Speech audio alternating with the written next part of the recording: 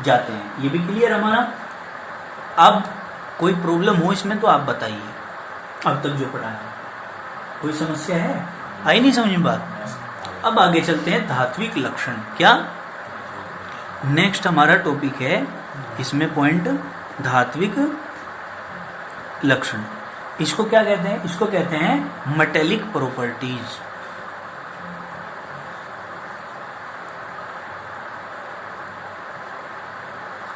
Metallic properties.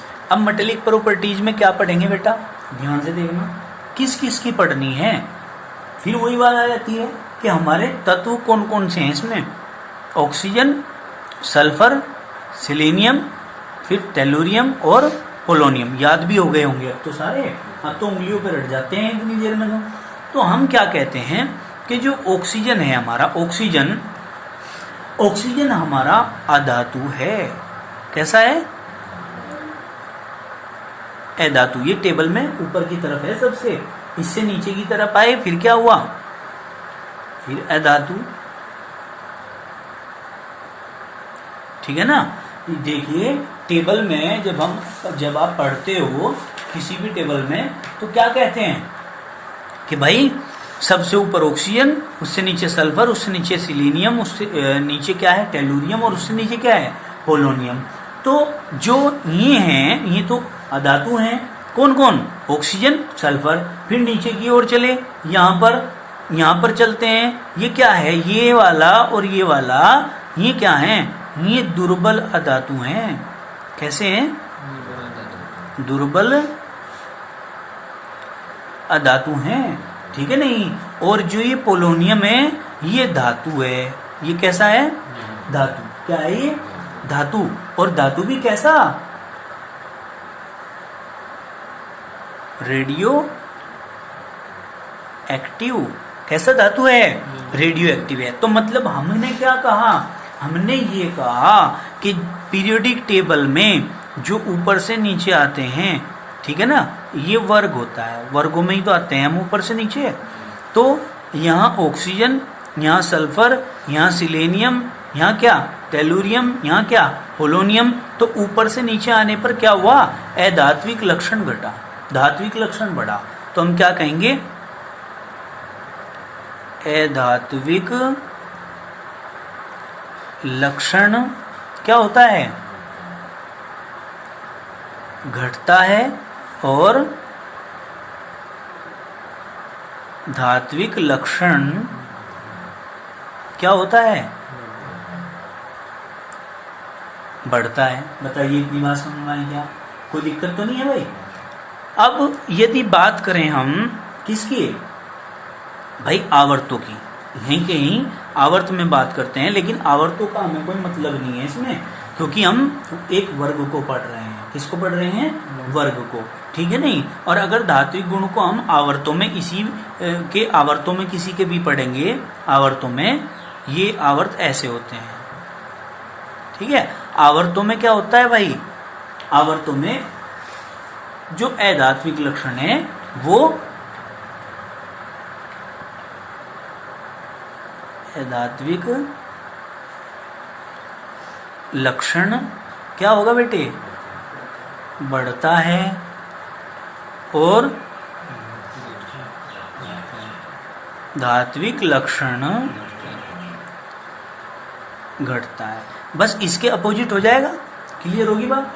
कोई दिक्कत तो नहीं है? तो देखिए हमने कुछ मेन इसके पॉइंट पढ़े हैं अभी। इनके बाद मैं आप लोगों को बताऊं कि इस चैप्टर के अंदर आगे जब हम चलेंगे कुछ पॉइंट और पढ़ेंगे हम अभी। ठीक है ना? हम पढ़ेंगे आयनन विभव को भी हम पढ़ेंगे। क्या पढ़ेंगे? आयनन विभव को भी पढ़ेंगे। चलिए उसको भी क्लियर कर देते हैं। आयनन विभव, ठीक है, इसको हम आयनाइजेशन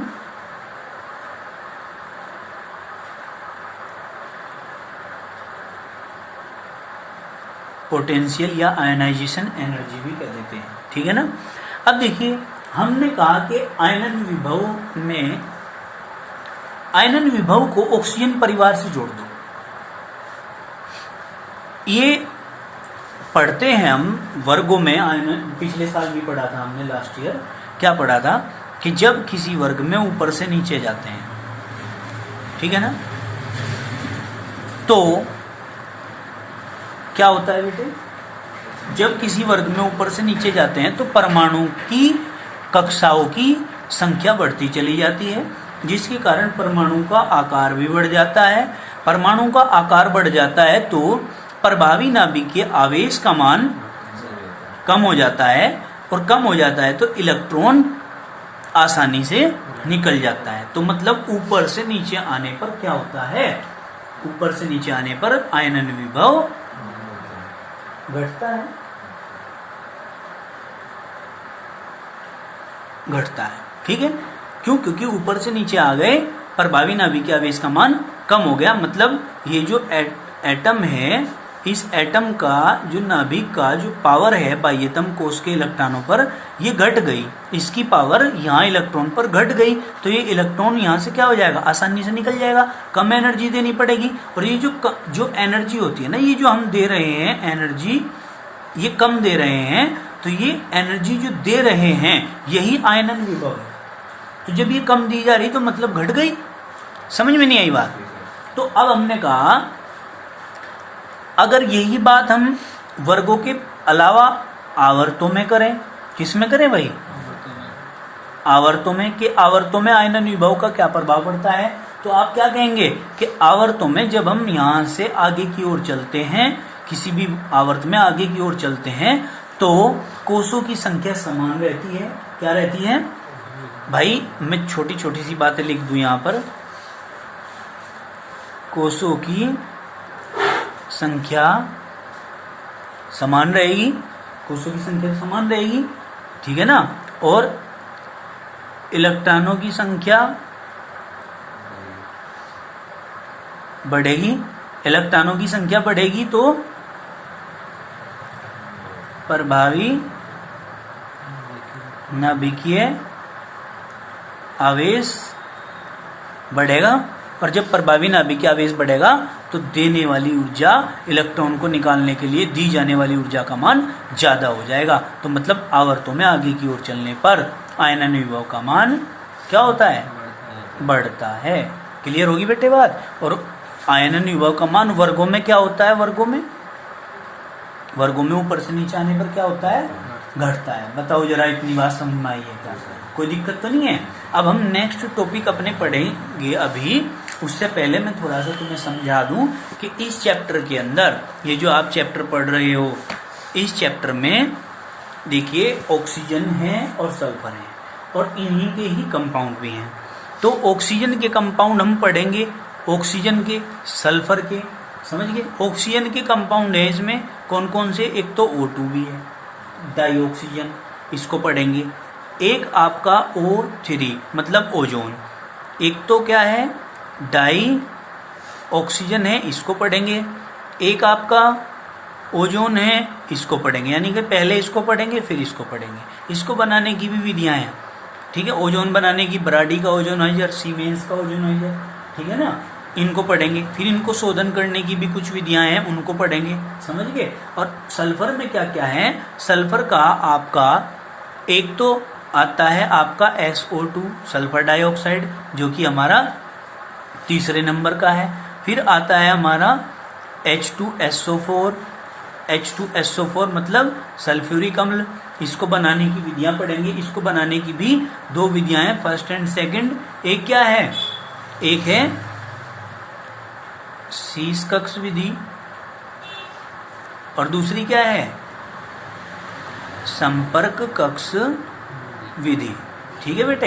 ये चीजें हमने इसको पढ़नी है, और इसी को पढ़ करके चैप्टर हम फिनिश करेंगे। ये मेन चीजें हैं। और एक चीज और आप लोग ध्यान रखना, आपके पास 4 या 5 ग्रुप हैं इंटरमीडिएट में। नाइट्रोजन फैमिली है, उसके बाद आपके पास जो है ऑक्सीजन है, फिर आपके पास हेलोजन फैमिली है, ठीक है ना। ऑक्सीजन फैमिली को आप कैल्कोजेंस बोलते हो। हेलोजन के बाद आप लोग जो है जीरो ग्रुप बोलते हो, जिसको कहते हैं अक्रिय तत्व, ठीक है, अक्रिय तत्व ग्रुप है।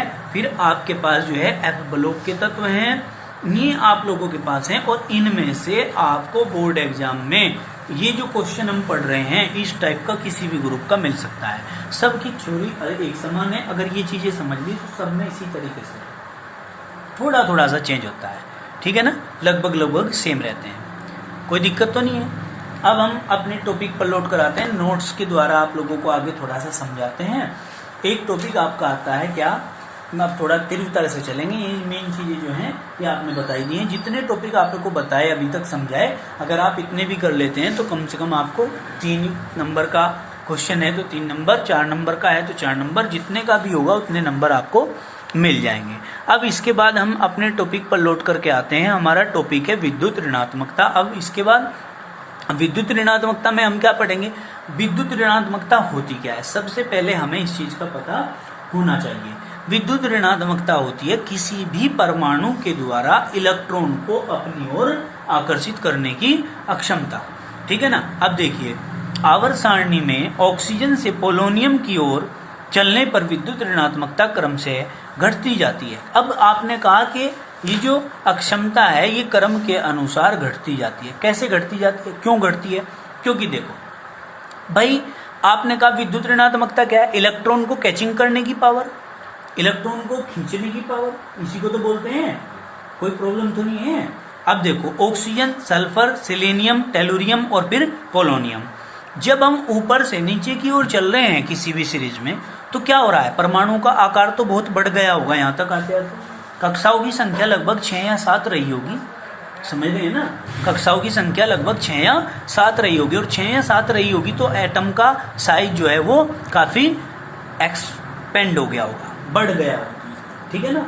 और जब परमाणु का आकार बढ़ जाता है तो परमाणु का आकार बढ़ने के साथ साथ प्रभावी नाभिक के आवेश का मान कम हो गया, और कम हो गया तो इलेक्ट्रॉन को अपनी ओर खींचने की पावर भी कम हो गई। तो इसका मतलब विद्युत ऋणात्मकता का मान ऊपर से नीचे जाने पर कम हो जाता है। तो हमने कहा ऑक्सीजन की 3.5 होती है, सल्फर की 2.5, सिलेनियम की 2.4, टेलुरियम की जो है 2.1 और पोलोनियम की 2.0। मतलब शुरू से आखिर तक हमने देखा घटता ही क्रम ये आ रहा है, ठीक है। आप कहेंगे ऑक्सीजन आवर्त सारणी में फ्लोरीन के बाद आने वाला दूसरा प्रबल विद्युत ऋणी तत्व है। कैसा, विद्युत ऋणी तत्व है। ऑक्सीजन जो है वो सबसे पहला कौन सा है, फ्लोरीन। सबसे ज्यादा विद्युत ऋणी कौन है, फ्लोरीन, और उससे कम कौन है, ऑक्सीजन। इस तरीके के क्वेश्चन IIT जी मेंस के क्वेश्चन में पूछे जाते हैं कि भाई ऐसा कौन सा तत्व है फ्लोरीन के बाद जो सबसे ज्यादा विद्युत ऋणी है। तो आप क्या कहेंगे, ऑक्सीजन है। तो ऑक्सीकरण अवस्था हमने पहले ही पढ़ लिया टॉपिक, ठीक है, ये तो हमने पढ़ लिया। तो हम आगे बढ़ते हैं और आगे क्या पढ़ते हैं हम, संयुक्ता हमने पढ़ लिया। फिर आगे पढ़ते हैं अपर रूपता। क्या, अपर रूपता को देखिए, अपर रूपता क्या है, इस वर्ग के सभी तत्व अपर रूपता प्रदर्शित करते हैं। अपर रूपता का मतलब क्या है, अलग अलग रूप, भौतिक अवस्था एक ही है लेकिन रूप अलग अलग हैं। देखिए कैसे, ऑक्सीजन जो है, ऑक्सीजन ये 2 रूपों में पाया जाता है, O2 व ओजोन, यानी कि डाइऑक्सीजन और ओजोन के रूप में पाया जाता है।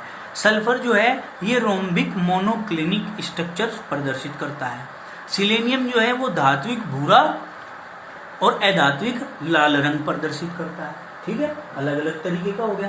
फिर इसके बाद कहा कि टेलुरियम जो है वो क्रिस्टलीय व अक्रिस्टलीय होता है। कैसा होता है, क्रिस्टलीय और अक्रिस्टलीय। पोलोनियम जो है वो अल्फा बीटा 2 धातु रूपों में आपको प्राप्त होता है। क्लियर होगी बात।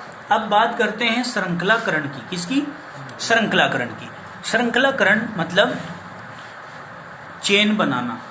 चेन बनाने का गुण इनमें कितना होता है इस परिवार में, तो हम क्या कहेंगे, ऑक्सीजन परिवार के तत्वों में ऑक्सीजन व सल्फर श्रृंखलाकरण की प्रवृत्ति दिखाते हैं। कौन कौन, ऑक्सीजन और सल्फर, यानी कि ये चेन बना लेते हैं, बॉन्ड बनाते हैं।